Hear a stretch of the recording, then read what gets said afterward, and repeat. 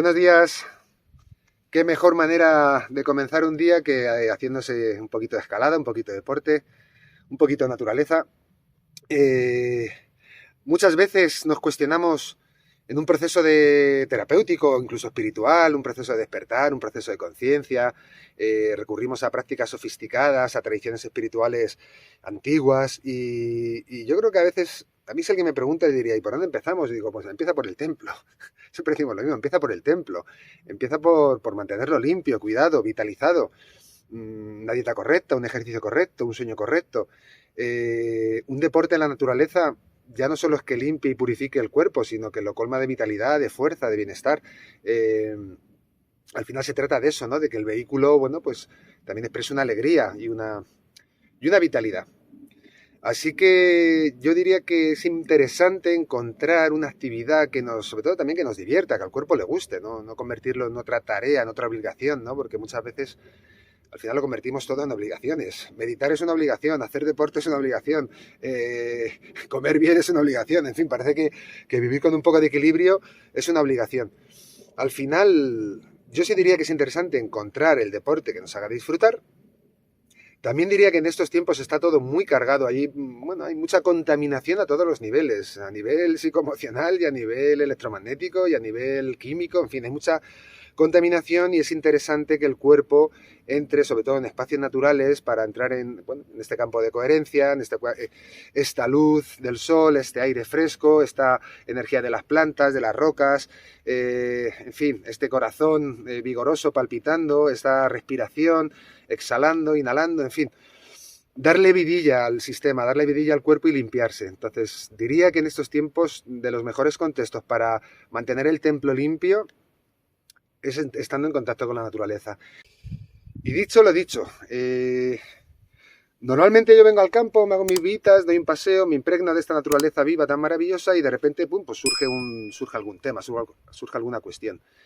Y hoy me ha surgido el tema de la aceptación radical. Así es como me surge nombrar a este aspecto de la aceptación porque, como veremos, hay diferentes niveles. También en los tiempos que vivimos, en los contextos de conciencia, la aceptación es como una palabra clave, ¿no? Y volvemos a lo mismo, hay que tener cuidado de no convertir ciertas cosas en dogmas o no sé, en clichés, en frases hechas. Esto va de aceptar, aceptar, aceptar. Bueno, sí, pero al final, si no cala esa comprensión de lo que es la aceptación en mi interior, pues va a ser una aceptación artificiosa en el sentido de que es psicológica y es simplemente una idea pero que no cala, no encarna. No hay una aceptación orgánica y espiritual con respecto al mundo en el que vivo. Así que me gustaría rápidamente o de manera muy sintetizada aludir a esta faceta de la aceptación radical, en el sentido eso, de raíz, una aceptación con mayúscula, incondicional, que no excluye ninguna faceta o aspecto de la realidad. A veces, para señalar hacia algo, es interesante nombrar lo que ese algo no es, y en este caso, por así decirlo, el polo opuesto de la aceptación sería la resistencia. ¿Qué es la resistencia? Bueno, el mismo término lo dice, ¿no? Es resistirnos ¿a qué? A lo que es. Resistirnos a la realidad que está aconteciendo. Resistirnos al flujo de existencia, al flujo de vida, al flujo de actividad y de dinamismo que acontece en ese instante. Efectivamente, esa resistencia suele ser de carácter psicológico. Hay una resistencia en el sentido de esto es lo que es y yo infiero que debería ser de otra forma, y ese debería crea la brecha entre lo que es y lo que debería ser, se crea la brecha, esa brecha la crea la resistencia y entonces yo empiezo a imaginar lo que deberían ser las cosas. Eso es una manera de aplicar esa resistencia a la realidad. A veces hay una metáfora, ¿no? Por ejemplo, en la electricidad se habla de materiales aislantes, de materiales conductores y materiales superconductores. Dependiendo de eso, la electricidad va a fluir por ese canal con más o menos resistencia. Efectivamente, si hay un material muy aislante, va a haber dificultad para que fluya esa corriente de energía. Si soy un conductor, va a fluir, y si soy un superconductor, va a fluir mucho más. ¿Qué significa, en este caso, por ejemplo, una mirada en la cual uno es capaz de mirar y aceptar lo que es de manera incondicional y radical? Pues ser superconductores de la realidad. La realidad fluye a través de este canal y no hay obstrucción, no hay resistencia, es lo que es, va fluyendo. No hay una pantalla psicológica que le dice, no, esto no debería ir por aquí, esto debería ir por allá, esto no debería existir, esto debería ser más así, más asá, más alto, más bajo, menos de esto, más de lo otro. Por lo general la mente es el aislante, vamos a decirlo así en esta metáfora. La mente es el aislante y la mente, bueno, pues hace que la energía fluya dependiendo de lo que estimo yo que ha de fluir o no.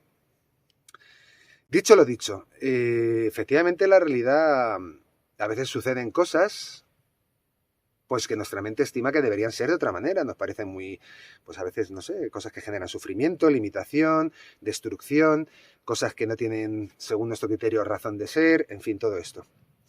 Así que yo diría que partimos de ahí, que ahí la mente funciona a ese nivel y que es normal que la mente pues estime, tiene sus gustos, sus disgustos, pero de lo que estamos hablando es de dar un pasito más allá de la mente y no resistirnos ni siquiera a esa dinámica de la mente. La mente, bueno, pues elaborará sus juicios y sus criterios de la realidad y podrá gustarle más, menos, bueno, es natural, es dual y hace sus propias cosas, pero es que ni siquiera esa energía de la mente se plantea una resistencia. Esta es la paradoja. Lo que es lo que es.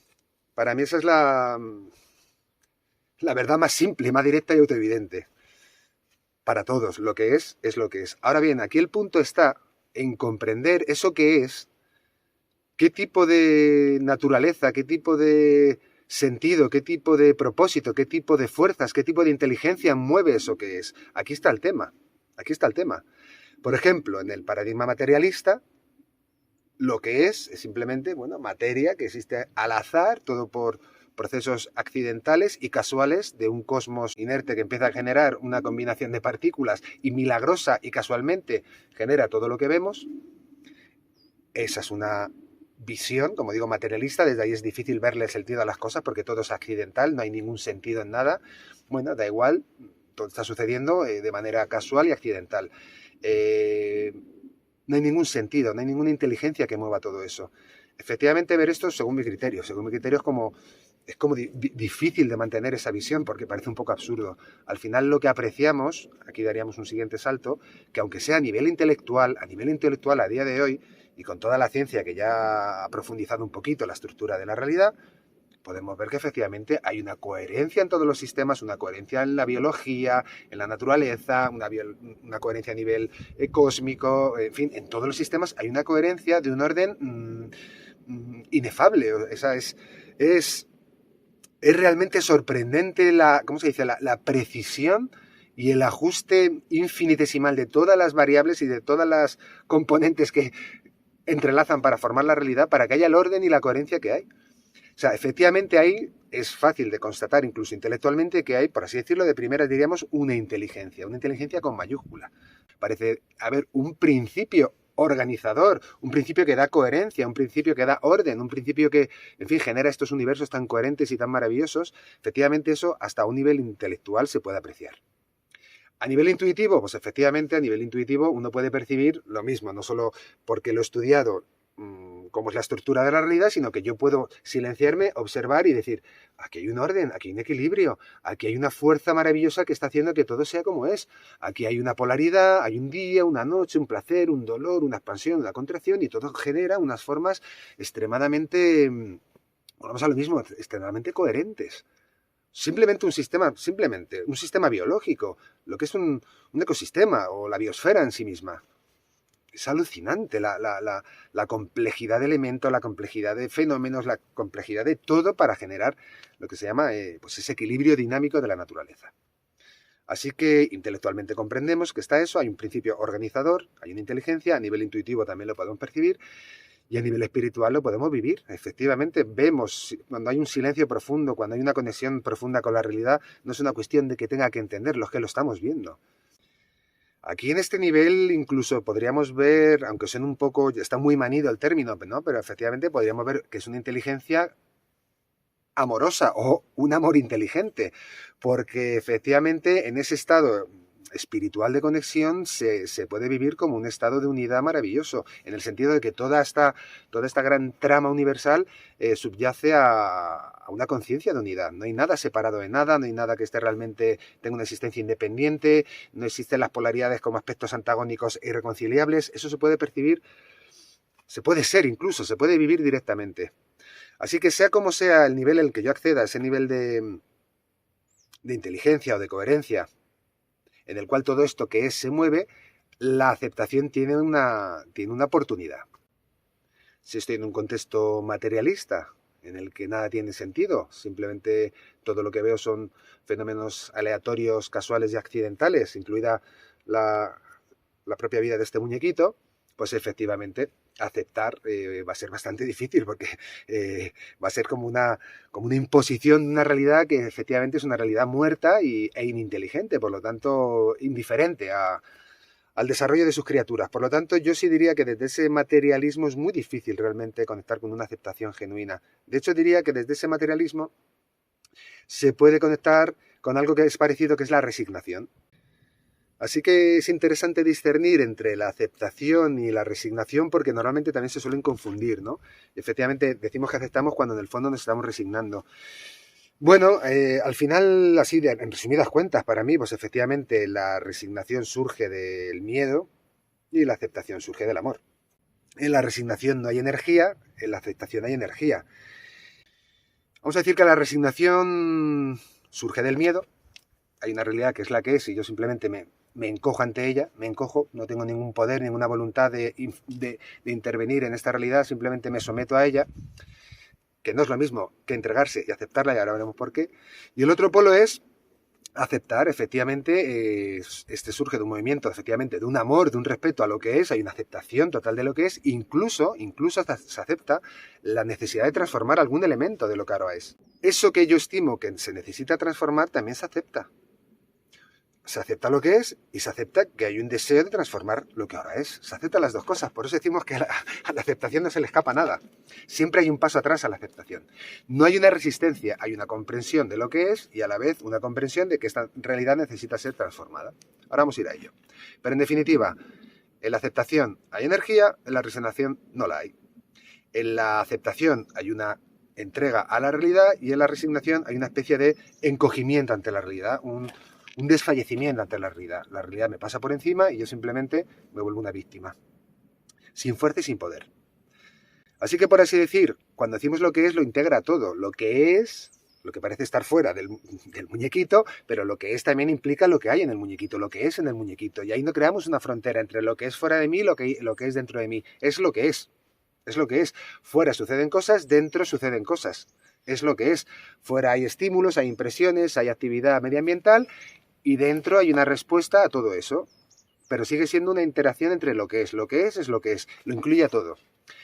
Si asumimos que eso que es responde a una inteligencia, a una coherencia, todo esto con mayúscula, incluso un amor creativo, efectivamente para mí va a ser más fácil entregarme a eso. Y aquí viene el matiz. Yo me entrego, no ofrezco una resistencia psicológica. Efectivamente, a veces lo que es genera dolor, genera sufrimiento, genera frustración, genera un montón de incluso resistencia psicológica dentro del muñequito. Pero es que eso también se acepta como es. Aquí está la cuestión. Cuando decimos radicales, que siempre hay un paso atrás en el que no hay ningún tipo de realidad a la que uno oponerse. Fuera suceden cosas, hay aceptación. Dentro hay una respuesta a ese tipo de cosas, también hay aceptación. Incluso, como decimos, aquí está porque yo diría que la confusión sucede aquí. A veces sucede algo y digo, no, es que me han dicho que tengo que aceptar, no me debo enfadar, no me debo sentir frustrado, no me debo sentir triste. Digo, es que lo que es también es dentro de ti y eso también es lo que se acepta. Si hay un deseo, si hay un suceso que genera, no sé, dolor, sufrimiento dentro del muñequito, es lo que es. Si hay un impulso por aliviar ese dolor y ese sufrimiento dentro mismo, también es lo que es. Si hay una desidia, también es lo que es. Si hay una necesidad de transformar ciertas cosas que dentro de uno ya no son necesarias, también es lo que es. Si hay conciencia, es lo que es. Si hay inconsciencia, es lo que es. Si voy por allí, es lo que es. Si voy por allá, es lo que es. Si estoy en un momento de atención, de lucidez, de comprensión, es lo que es. Si estoy en un momento de inconsciencia, de ausencia, de enajenación, es lo que es. Es que nada se escapa a lo que es. Y ahí está la clave, porque esto parece como un poco abstracto, pero en el fondo es muy sencillo. Lo que es lo que es, lo acepto y me entrego a ello. Y entonces no tengo que pelearme ni contra el entorno, porque me gustaría que fuera de otra manera, pero tampoco tengo que pelearme contra la dinámica del muñequito o con la mente ego del muñequito, porque la mente ego pues tiene sus criterios y sus gustos y disgustos. Tampoco me peleo con eso. ¿Por qué? Porque también es lo que es. Que desde otro nivel comprendo que esa mente ego tiene también que aflojar, relajarse y comprender. Bien, eso también es lo que es. Que aplico ciertas prácticas para que eso suceda, pues también es lo que es. Es que no hay escapatoria. Así que yo diría que esta es la cuestión de la aceptación radical. No hay manera de escapar. Incluso cuando siento que estoy súper hundido, que no estoy comprendiendo nada, que estoy perdidísimo, también se acepta. También se acepta. Que no puedo transformar las cosas que necesito transformar, también se acepta. Al final es comprender, para mí, esta es la cuestión, intelectualmente, intuitivamente y espiritualmente, que todo está bien, que todo es perfecto como es. Todo es perfecto como es en un plano que per se es dual, es polar. Y efectivamente hay luz, hay oscuridad, hay contracción, hay expansión, hay creación, hay destrucción, hay éxito y fracaso, hay alborada, hay ocaso, y es lo que es. Ahora estamos en este plano de realidad, es como es. Tal vez cuando el muñequito muera aparecemos en otro plano de realidad, es como es. Así que en definitiva para mí esta afirmación, lo que es lo que es. Cuando realmente hay una comprensión en esa afirmación, intelectual, intuitiva, espiritual, efectivamente es mucho más fácil abrirse a esa aceptación, o por lo menos recordar que mi propósito es aceptar la realidad, que he elegido no resistirme a ella. Y desde ahí yo diría que todo es una oportunidad de práctica en el sentido de, bueno, todo es una oportunidad para abrirme a lo que es, abrirme a esta realidad, a lo que sucede fuera de aquí, lo que sucede dentro de mí, y siempre, siempre, siempre hay un espacio en el trasfondo que puede estar en perfecta paz con lo que está sucediendo, tanto fuera como dentro. Y sí que diría que en esa aceptación, efectivamente, al final uno descubre esa paz, esa conexión con la realidad, que está más allá de esa dualidad, que está más allá de que esto sea así o sea esa. Y efectivamente yo diría que ahí hay un gran descansar. Y efectivamente yo diría que ahí sí que podemos entrar en ese camino que a veces nombramos como el camino de la entrega, el camino tántrico, con alegría y con dicha. Así que para mí esto sería el resumen de todo. Lo que es lo que es. Cuando hay comprensión, se ve que todo está bien y que todo es perfecto tal cual es. Y esta era la cuestión que se quería comunicar, que también es lo que es, y así que bien está. Namaste.